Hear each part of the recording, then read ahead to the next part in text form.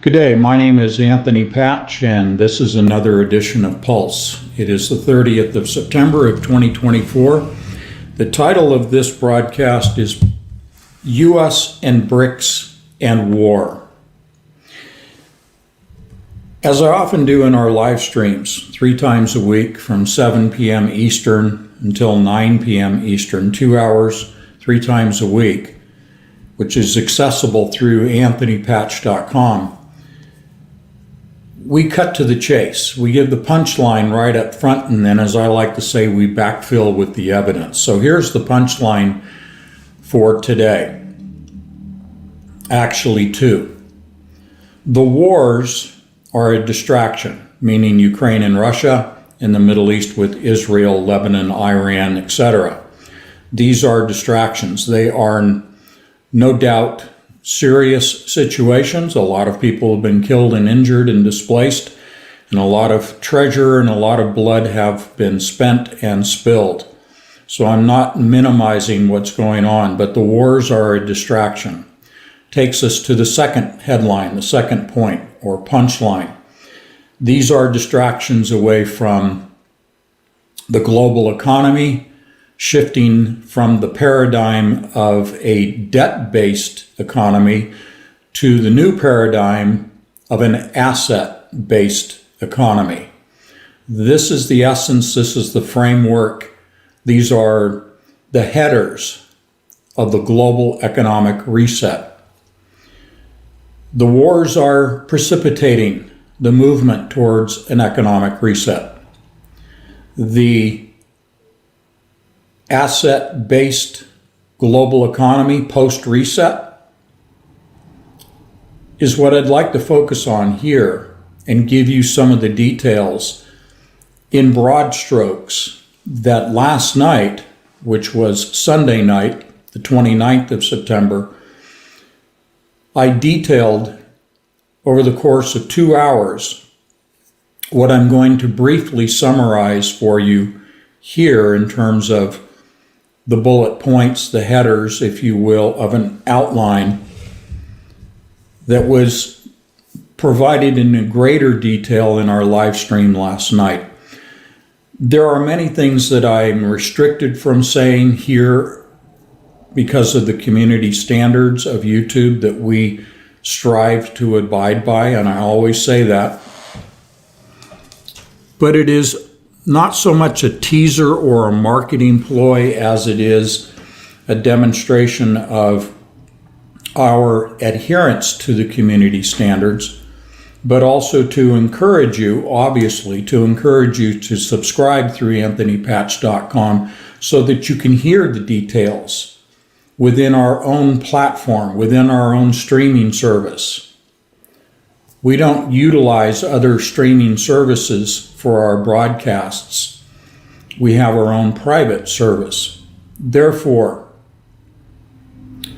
we are free to discuss these things in detail. So let me give you some of the headers.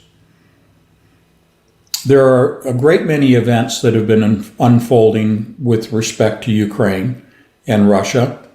Overall, this is de-escalating, okay?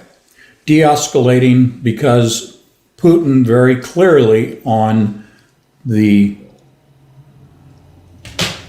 announcement by Putin that should the West launch a massive airborne assault against Russia, that Russia would retaliate with conventional warheads on hypersonic missiles and strike even non-nuclear nations that were in support of nuclear nations launching even conventional airborne attacks, not necessarily nuclear, but conventional airborne attacks into Russia itself, threatening the sovereignty of Russia.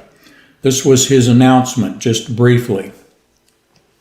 Ever since that point, things are now de-escalating with respect to U.S. and Western European support of Ukraine. So that is on the path of winding down. Conversely, in the Middle East, we see escalation on the part of the conflict between Lebanon, the Houthis, and Israel itself. As I speak, it is now noon Eastern Time on Monday. Special forces from the IDF are invading southern Lebanon into the border region between Israel and Lebanon.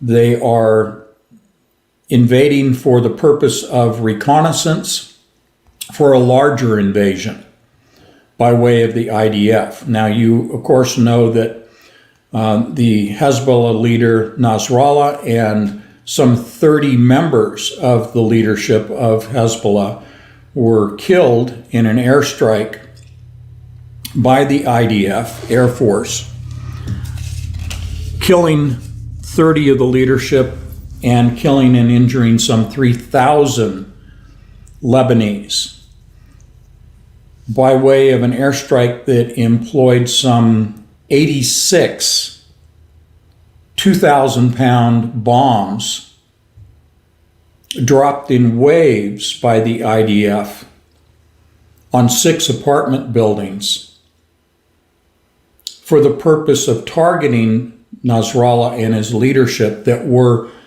meeting together as a group in one location, providing a target for the IDF. Now, I'm just reporting, I'm not taking pro or con sides.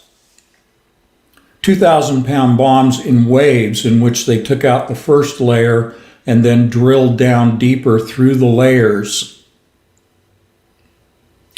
deeper into the ground, with wave after wave of 2,000-pound bombs, 86 of them, to ensure that they took out the leadership. Now, of course, this has had a massive wave of outrage across the Middle Eastern and Near Eastern, Western region, Middle Eastern region of the Middle East in general, to where it is apparent that this Middle East conflict is going to expand beyond the borders of Lebanon, Israel, by extension Yemen as well. Overall, I read this as a provocation on the part of Israel to provoke Iran into a retaliation, not only for these assassinations, but now this incursion into Lebanon itself, to provoke a response by Iran directly against Israel, which Israel wants, so as to then draw in the United States in the attack by Israel against Iran itself. This also draws in Russia, China, and North Korea, Pakistan, perhaps even India, Syria, Iraq, not only because of what is occurring with Hezbollah, but because should Iran itself be attacked by Israel, it will draw in these other nations against Israel, certainly compassing, as it said in the Bible, compassing Israel. Now, with that brief overview, and I will tomorrow, which is Tuesday, in our 2-hour live stream, I will detail more about the Middle East and what is going on there from a big picture perspective, but also into the actual details of what is happening. I'm more at liberty to go into those details in our private live streams. So let's shift our attention now to what is being, I think, distracting the world away from, and that is BRICS. Russia is hosting the next BRICS meeting in Russia on the 22nd, 23rd, and 24th of October. BRICS is the asset-based global economy. that the world is shifting to. This is what the reset is moving towards.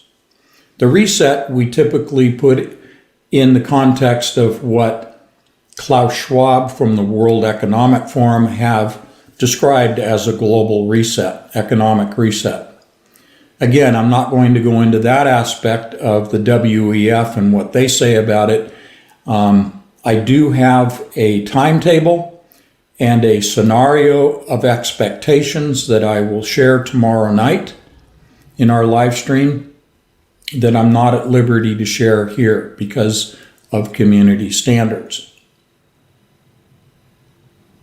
This is what I can tell you about BRICS. And this is another bullet point or headline right at the beginning that I want to backfill. The United States will join BRICS. The evidence of that, in brief, again, I try to keep these videos very short. And once I cite the evidence for the U.S. joining BRICS, I'm going to announce for you the new cryptocurrency of BRICS. Okay? Reading from the Bank for International Settlements, the BIS website, their headline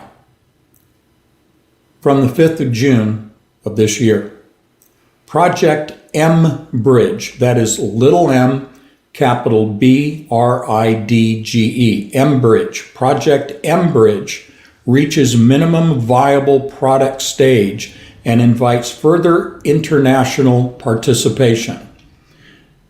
Now, at the bottom, the last paragraph of this report from the BIS is a list of what are known as observing members to Project Mbridge. Project Mbridge is a project put forth by the Bank for International Settlements. I'll define Mbridge after I give you this punchline. Observing members. There are a whole host of nations cited here. Near the end of this list is the Federal Reserve Bank of New York. That's the U.S. Central Bank. The focus is upon the participation of central banks of each nation. Okay? Central banks. Need to bear that in mind. In terms of the organizational chart for the BRICS asset-based global economy, the new paradigm, post-reset. The Federal Reserve Bank of New York is an observer to Project Mbridge. This means, in short, and again, I detailed this last night, and tomorrow night I'll go into even greater detail. The Federal Reserve Bank of New York is observing Project Mbridge, which entails Project Mbridge's new cryptocurrency. It's not any of the existing cryptocurrencies that we all know about and are familiar with. Okay? What this observer status means is that the Federal Reserve of the United States and its own individual U.S. sovereign central bank digital currency, CBDC, will be a CBDC that is part of BRICS. The United States is moving into BRICS membership. It begins with observer status and then acceptance as a full member. An observer of Mbridge within the BIS is exactly the same thing as an observer to the BRICS organization. It is the first step in gaining membership, not only in Mbridge, but in BRICS. Now, it is important to understand that Project Mbridge, again, I'll define it, Project Mbridge is BRICS. BRICS is the group of nations that are participating. How those members conduct business is Project Mbridge. To be an observer of the mechanism of Mbridge from the BIS is to be an observer to the membership in BRICS. In other words, it's one and the same.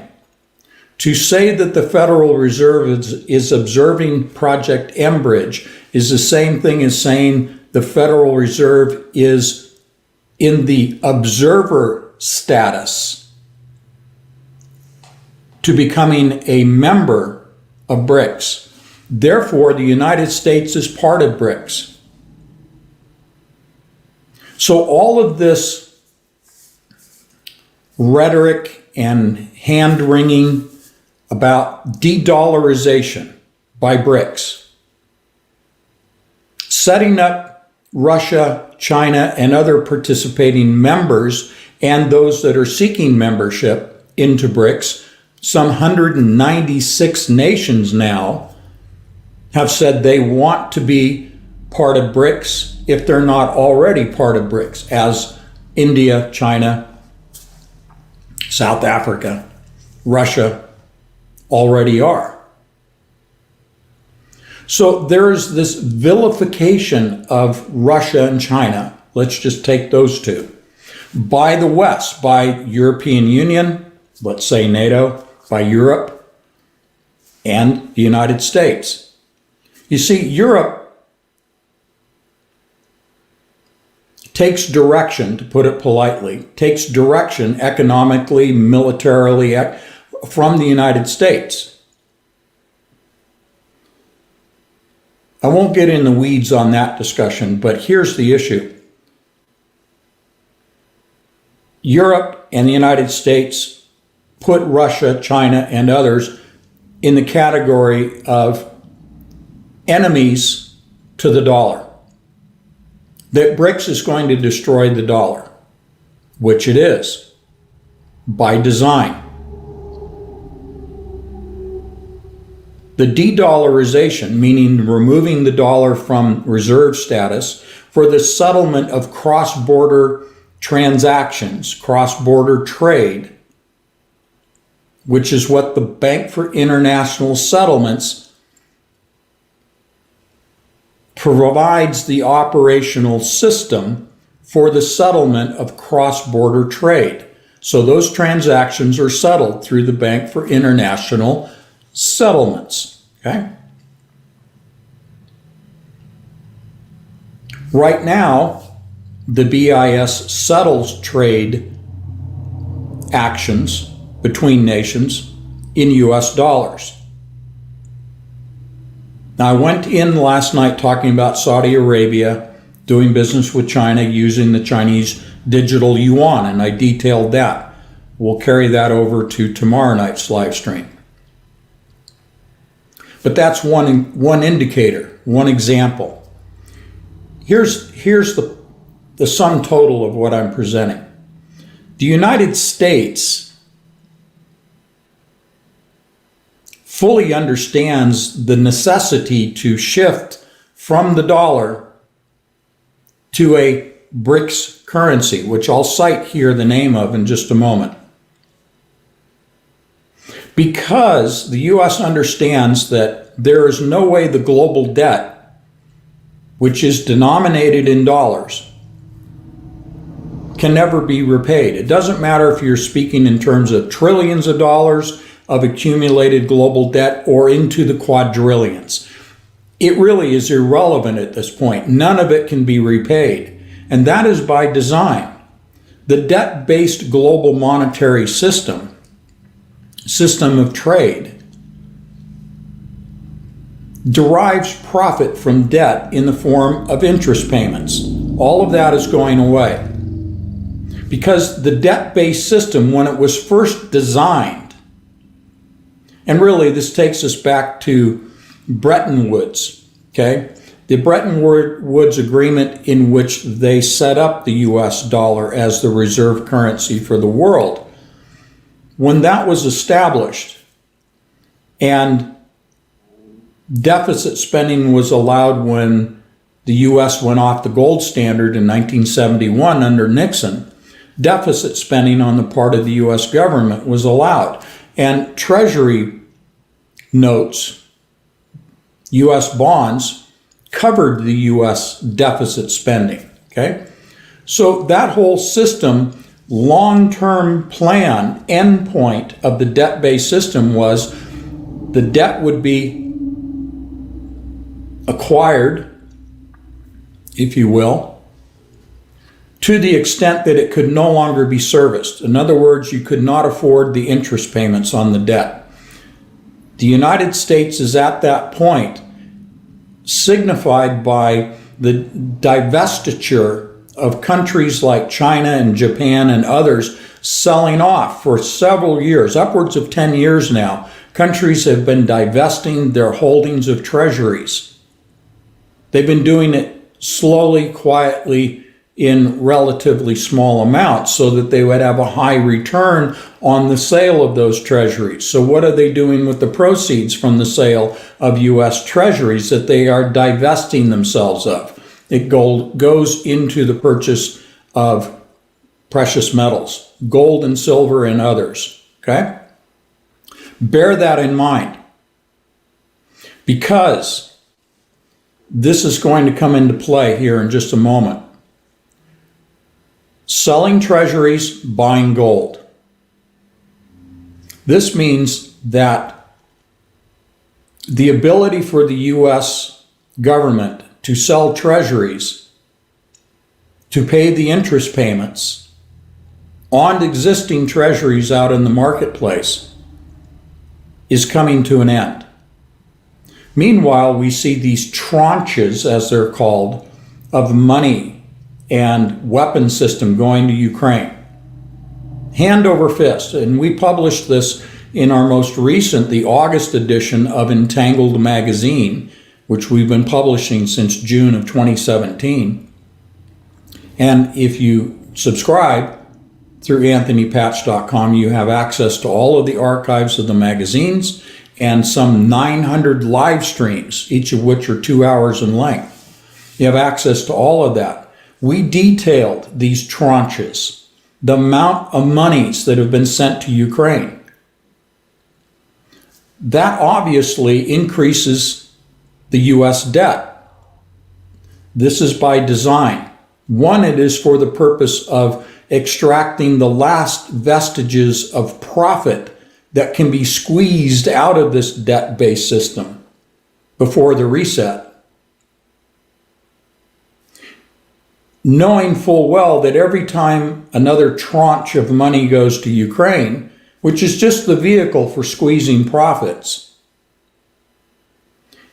it brings the US closer and closer to the reset. Now, many people want to say it brings the US government closer and closer to default status. There will not be an actual default on the ability for the US government to meet its debt obligations. Before that default occurs, there will be a reset, a global reset. So again, by design, the debt-based system, when it was initiated, always had an endpoint, and it had an exit strategy from that debt. It was the reset. Zero out all of the debts, and this is something I've explained in detail, but just briefly, when you zero out the debts, you zero out the assets. This is why Klaus Schwab has said, you will own nothing, but you'll be happy for it. Well, I question the happiness aspect, but he's correct. In a debt-based system, all perceived assets are derived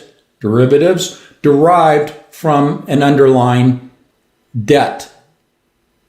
Assets are actually quantified, they're valued in debt, in a debt-based system.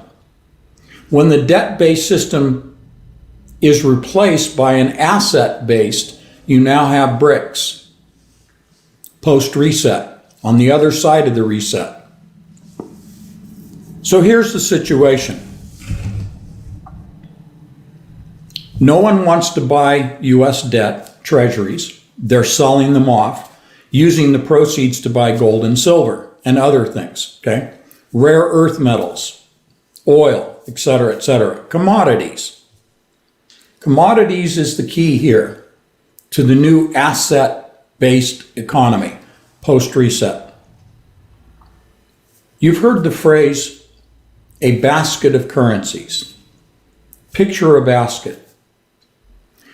Post-reset, in BRICS, there will be baskets of commodities, which includes gold and silver, but commodities in general. Let's set gold off to one side. A basket of commodities. These are tangible physical assets. This is a basket of value, tangible value.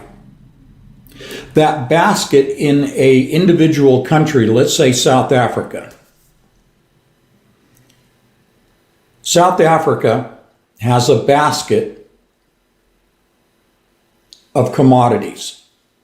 The value of those commodities are combined into one figure. That figure represents the value of South Africa's CBDC, their central bank digital currency held by the South African equivalent of the Federal Reserve, which is the South African Central Bank. The central bank creates their own cryptocurrency. The value of that cryptocurrency is set by the basket of tangible physical commodity assets. Okay? Every single country participating in BRICS does the same. They have their own sovereign, and that word is very, very critical to bear in mind.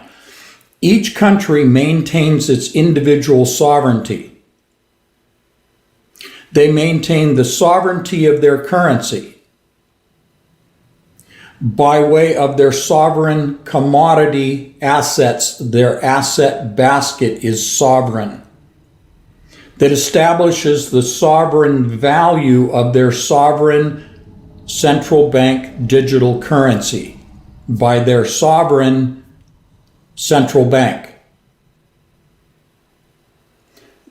That is a cryptocurrency that is based upon the economic system of that one country. How it operates, its laws, its regulations, etc., etc. So each country is operating independently as they create a basket that creates their CBDC for their country. Now, moving up the organizational chart, we're getting to a new cryptocurrency. And I might as well state it right here. It's called UNIT. UNIT is a token. Strictly speaking, it's not a cryptocurrency because UNIT is not used for trade. The individual CBDCs of individual countries are used for trade. Okay? UNIT represents the banking information concerning cross-border trade. So South Africa trades with China, for example. There's a cross-border transaction that takes place. The information generated by that trade or representing that trade is tokenized. And that token is UNIT. UNIT represents the information of that trade between South Africa and China. That's all UNIT is. It's tokenized transaction data. Okay? Mbridge, from the Bank for International Settlements, you can characterize as a software program. It recognizes each of those sovereign cryptocurrencies around the world, and the data from those transactions is processed within the Mbridge project software. To settle those transactions,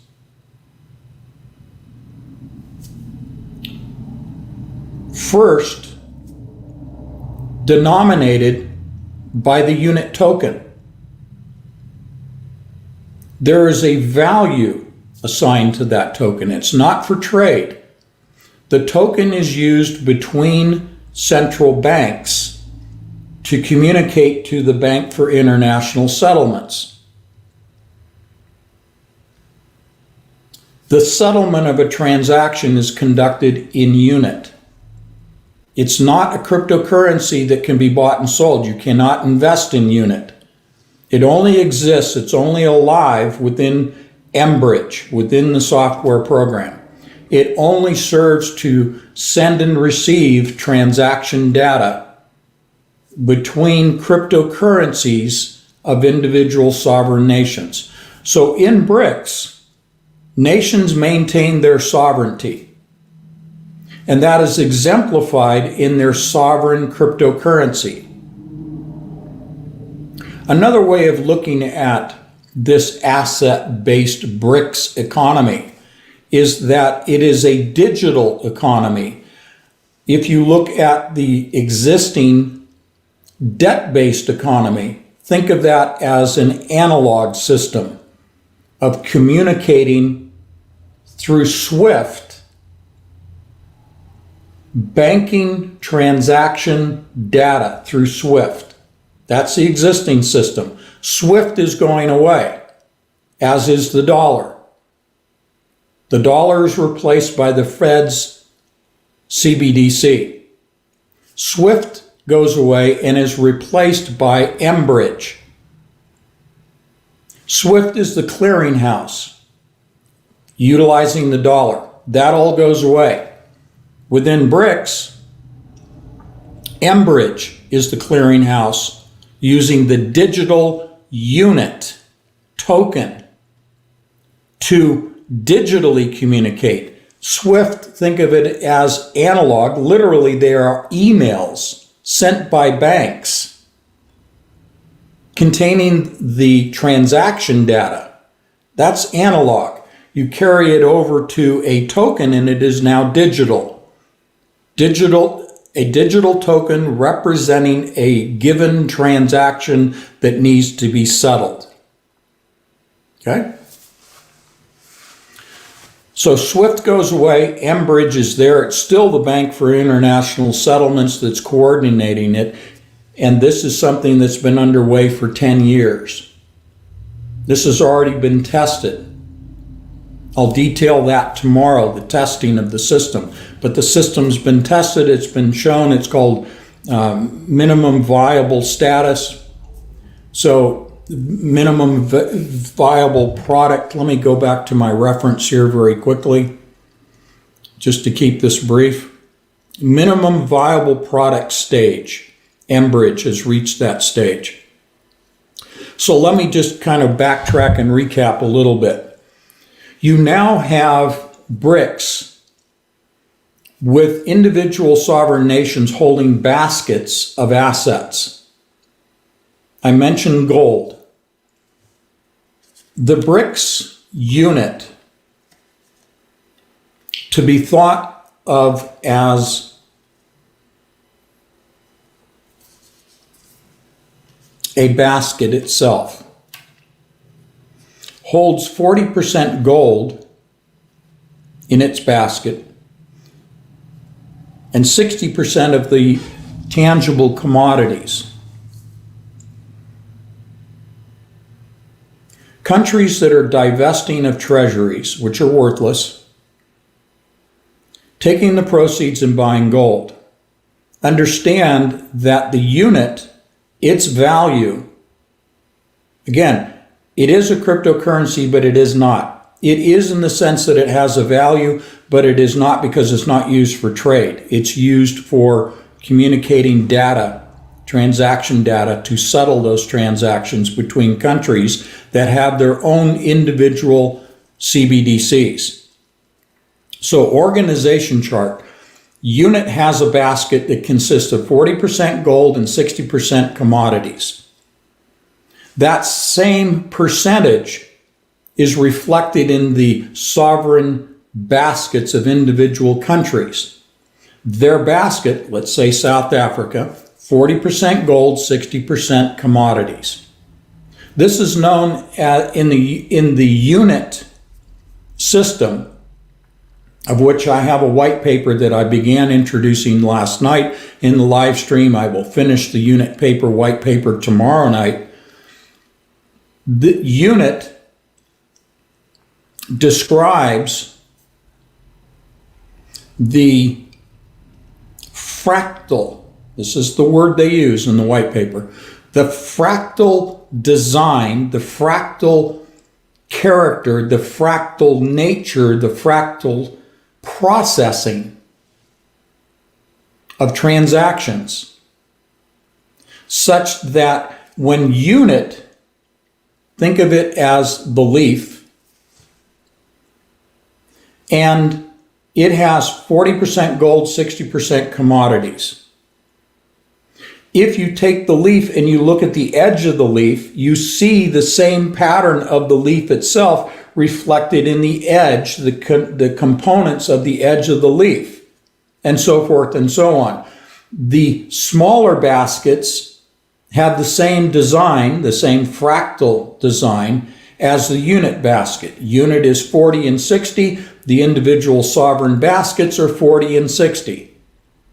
So no matter where you go in the system, it is the same design. Hence, they're compatible in terms of communicating values and transaction data. They have the same inherent fractal design, fractal characteristics. They mirror each other, so they're completely compatible. Again, emphasizing that this new system is based on assets. Therefore, 40% gold, 60% commodities. These are tangible assets. It is no longer a debt-based system, which is a fiat currency system. These are fiat currencies around the world that have no tangible asset upon which those currencies derive their value. Therefore, as in the United States, the case of the United States, the fiat money can be printed in order to meet debt obligations. But every time you print, you devalue the currency. The currency is fiat because it is not gold-backed. We went off the gold standard in 71. Okay? Same thing for all other countries. The purpose of the reset is not only to eliminate the debts, but also to eliminate the false nature of so-called assets that are based on debt.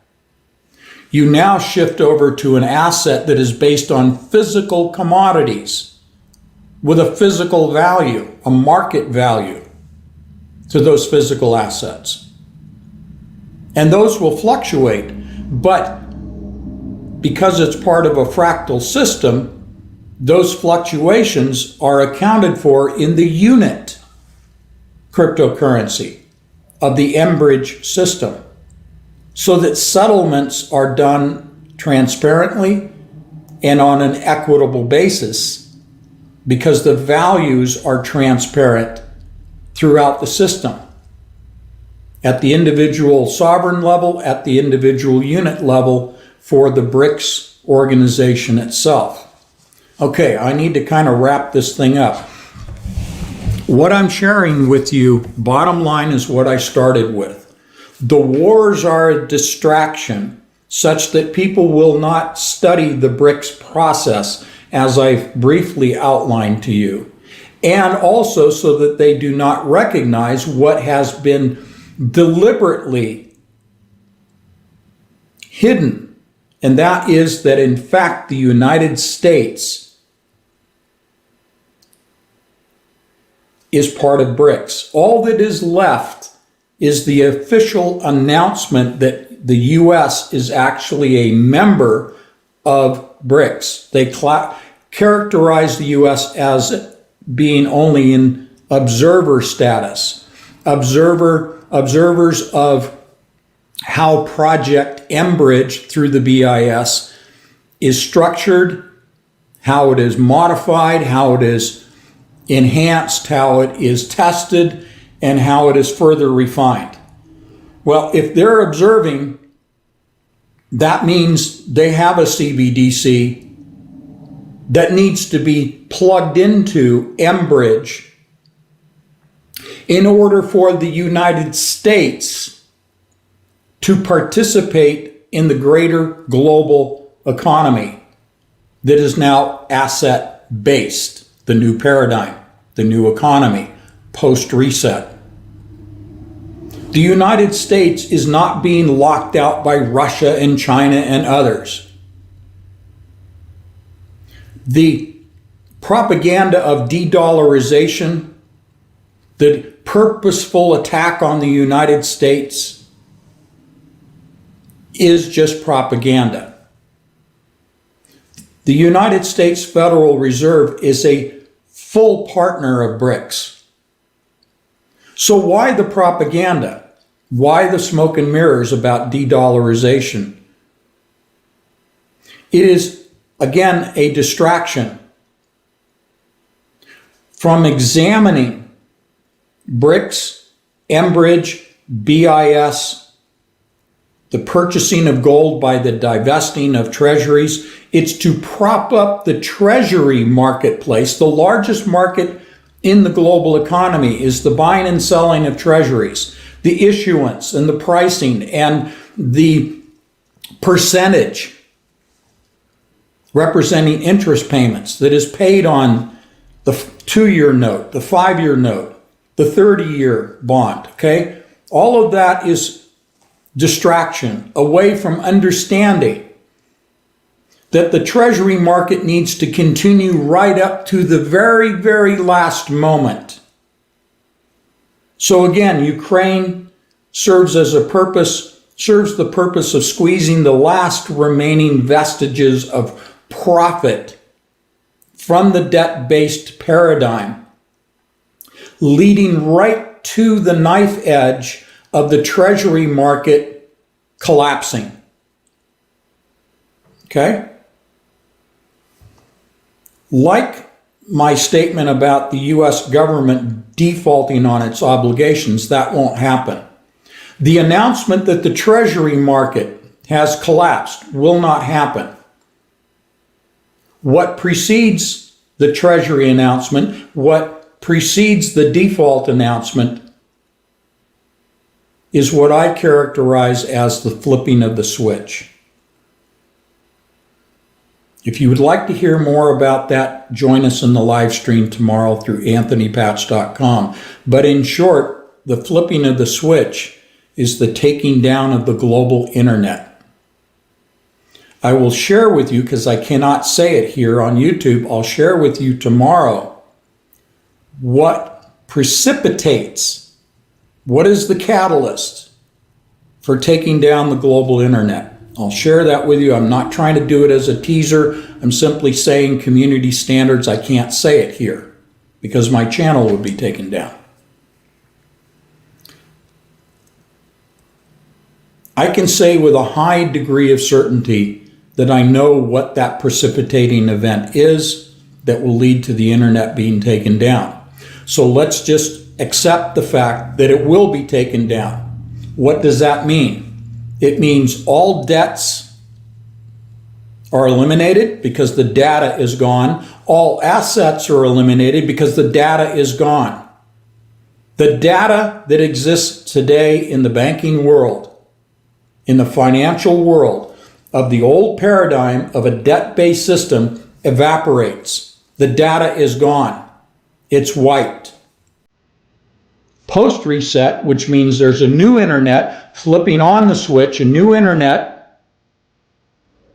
in which the BIS, the BRICS, the Mbridge, the unit, the basket of sovereign CBDCs all go live. I'll leave you with this, what I call an expectation. There is a probability, underscore that, probability, not a certainty. There is a probability that before the November election here in the United States for a new president, that the reset will take place. We shall see. God bless you all.